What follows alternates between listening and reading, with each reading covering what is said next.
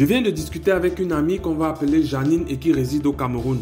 Janine se plaignait de son frère François qui vit aux États-Unis.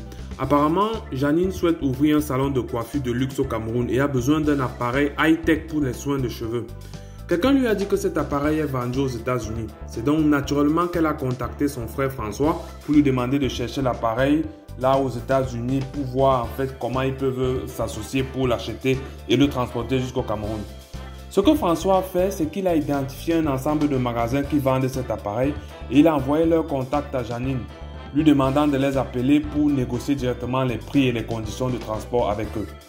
Janine n'a pas apprécié du tout l'action de son frère François parce que, d'après ce qu'elle m'a dit, elle s'attendait à ce que François s'occupe de tout, qu'il contacte lui-même les magasins, qu'il négocie lui-même le prix ainsi que les conditions de transport et qu'il lui dise juste le montant à payer et les délais de livraison convenus. Janine a ajouté que c'est mon frère, je pensais qu'il pouvait faire ça pour moi, mais apparemment il se contente de me donner des numéros de magasins que je dois appeler moi-même. Ça montre bien qu'il ne veut pas m'aider.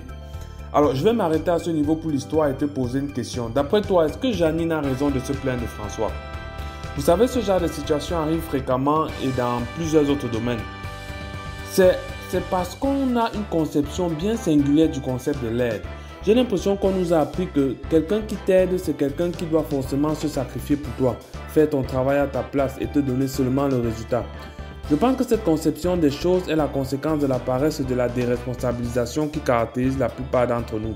En fait, si Janine est en train d'ouvrir un salon de coiffure, en fait, toutes les activités qui y sont liées relèvent de sa responsabilité.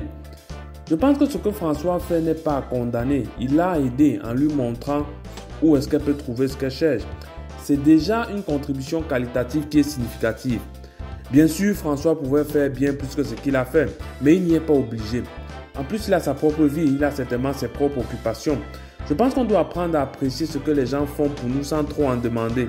Nous sommes responsables de tout ce qui nous concerne. Les autres nous aident seulement à progresser du mieux qu'ils peuvent et nous devons profiter du peu qu'on nous donne sans forcément exiger un certain comportement chez l'autre. Je pense que c'est la cause de la plupart des problèmes qui naissent entre les personnes. Chacun estime toujours que l'autre n'a pas fait telle ou telle chose qu'il attendait de lui. Arrêtons d'attendre les choses des autres. Soyons responsables, soyons reconnaissants envers ce qu'ils font déjà. Arrêtons de trop demander aux gens. Et même si on veut le faire, faisons-le humblement, comme si c'est une faveur que l'on demande et non un droit que l'on réclame. C'est vraiment triste que l'on continue de croire que aider quelqu'un signifie en fait se sacrifier pour lui. En plus même, lorsque quelqu'un vous aide en se sacrifiant pour vous, vous n'êtes généralement pas capable de voir et de reconnaître son sacrifice. Vous considérez en général cette aide comme une évidence. Vous minimisez ce qu'il a fait pour vous en fait. Arrêtons avec ces mauvaises attitudes. Retrouvons-nous bientôt pour une prochaine vidéo.